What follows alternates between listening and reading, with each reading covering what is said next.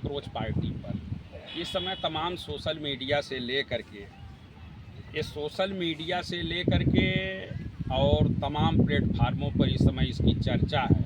आज इसके बारे में हम थोड़ा सा बात आप लोगों को सोशल मीडिया के माध्यम से बात कर रहे हैं कि आखिर इसकी ज़रूरत क्यों पड़ी। आखिर देश के नौजवानों को, विद्यार्थियों को ऐसी पार्टी बनाने की सोशल मीडिया पर अभी धरातल पर तो कोई वजूद नहीं है। क्यों ज़रूरत पड़ी इतने सोशल मीडिया पर फॉलोअर्स बढ़े। युवाओं का सिर्फ यही न कहना है कि पेपर लीक अगर हुआ है, तमाम बोर्डों का परीक्षा लीक हुआ है, तो जो शिक्षा मंत्री हैं जिनको जिम्मेदारी दी गई है उनको जो है कि पद से हटा दिया जाए, इस्तीफा मांग रहे हैं। ये कोई बड़ी बात तो मांग नहीं रहे हैं। लोकतंत्र में ऐसी व्यवस्था है कि अगर कोई नाकाम अधिकारी या मंत्री कोई आदमी करता है तो लोकतांत्रिक तरीके से वो कोई भी युवा देश का, चाहे गरीब तबके से लेकर के कहीं का हो, उसको उसकी आवाज़ को सुनना चाहिए। इस पर तो माननीय प्रधानमंत्री जी को स्वतः संज्ञान में लेकर के उनको तत्काल पदमुक्त कर देना चाहिए।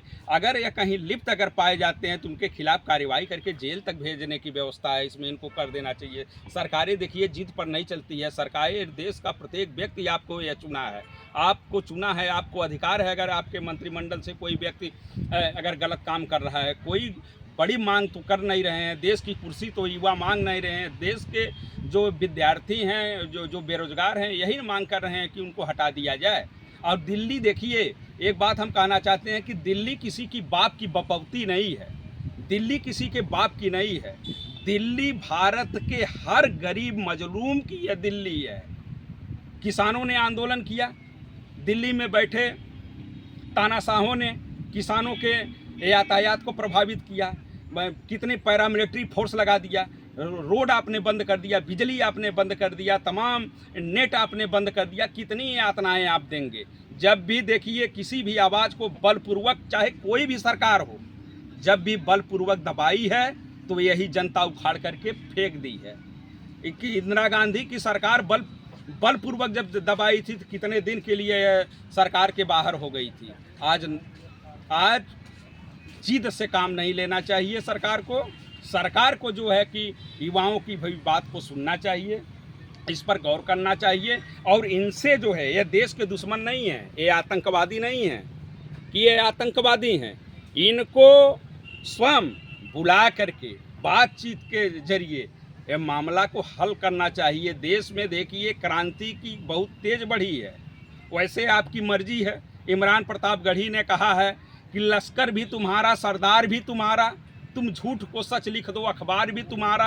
अब तुमको देखिए ये सरकार जी, ये जितने भी चाटुकार अधिकारी हैं वो चाटुकारी करके वाहवाही कर रहे हैं, सरकार को सही रिपोर्ट नहीं कर रहे हैं कि ये देश का युवा जो है कि क्रोधित है, ये देश का युवा नाराज है, विद्यार्थी नाराज है। विद्यार्थियों की भी बात सुनना चाहिए, नौजवानों की बात सुनना चाहिए। ये देश के कर्णधार हैं, ये जिम्मेदारी बनती है। और देश के चौथे स्तंभ को कहे जाने वाले क्यों, हम उनसे भी यह मांग कर रहे हैं कि ये देश जो है कि गर्त में जा रहा है, सही चीज़ उठाइए। देश की आवाज़ जो है कि मजलूमों की आवाज़, युवाओं की आवाज़, बेरोजगारों की आवाज़ सरकार तक पहुंचाइए। और सरकार से कहिए कि जनता यह मांग कर रही है, आपसे कोई गलत मांग नहीं कर रही है। आप किसी के आंदोलन को जो है कि दबा नहीं पाएंगे।